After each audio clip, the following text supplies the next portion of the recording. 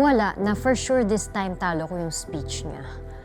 Because talaga nung una, parang looking back, I had a nice vow pero hindi pa buo yung pagkatao nun eh, yung pagkatao ko nun. And this time, I will be able to express kung anong gusto ko talagang sabihin sa kanya fully. And I knew he would appreciate it. Okay, at this point, the couple would like to exchange personal vows they prepared for each other. Not very long ago, I had the most horrible dream.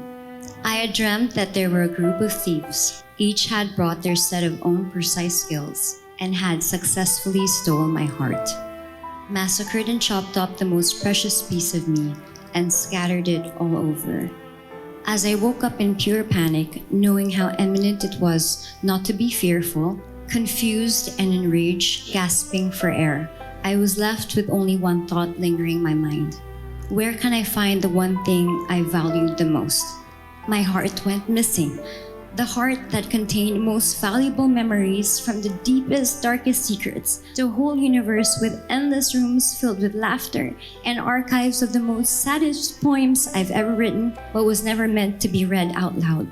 Songs for angels, soul-bounded lyrics from diaries of my childhood. How can I find my heart once more?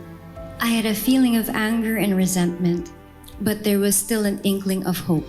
Hope and faith was the reason I awoke. I was alive, but I never felt so alone.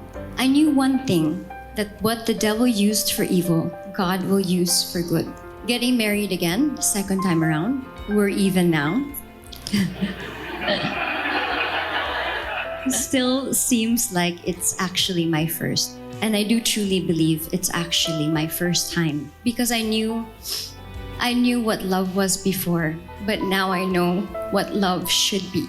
I thank you for being the perfect example of what a husband should be. Yes, you are not perfect.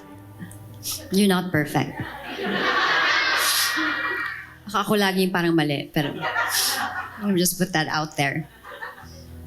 But you are close to it.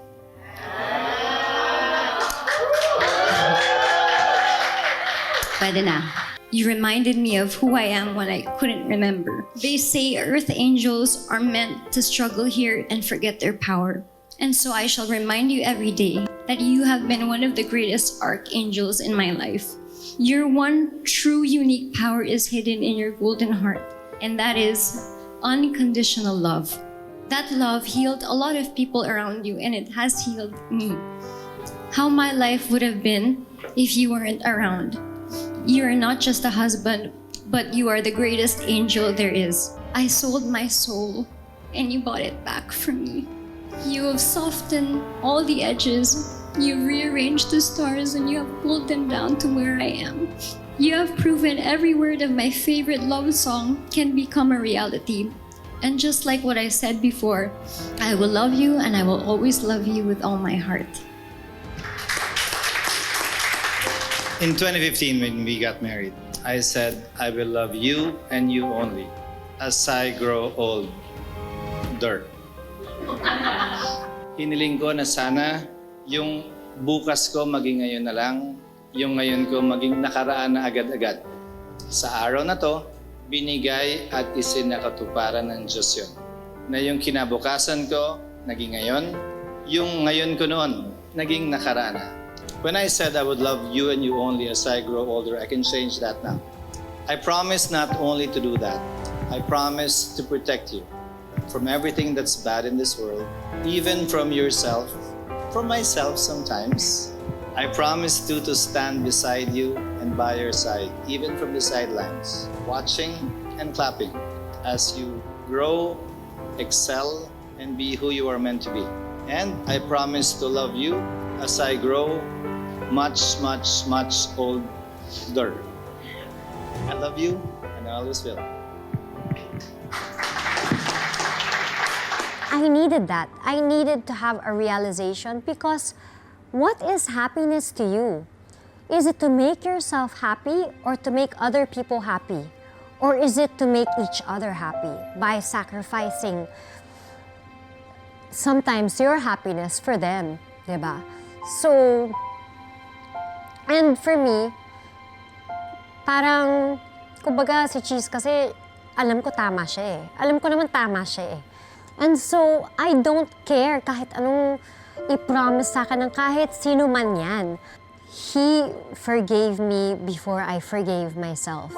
He reminded me every day who I truly am. And that's what I needed. I needed to remember who I was, and he never forgot. So, it was talagang such a test of love that led us to getting married again. Through the renewing of your vows, the re-wearing of your rings, by the charge of God, I affirm your marriage covenant as husband and wife. Let's give them another big hand. And Chiz, you may now kiss your wife.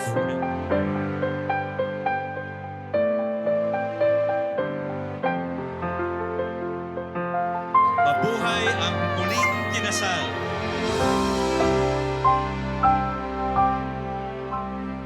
Mark, gusto ko sabihin sa iyo, nahihiya lang ako sa iyo.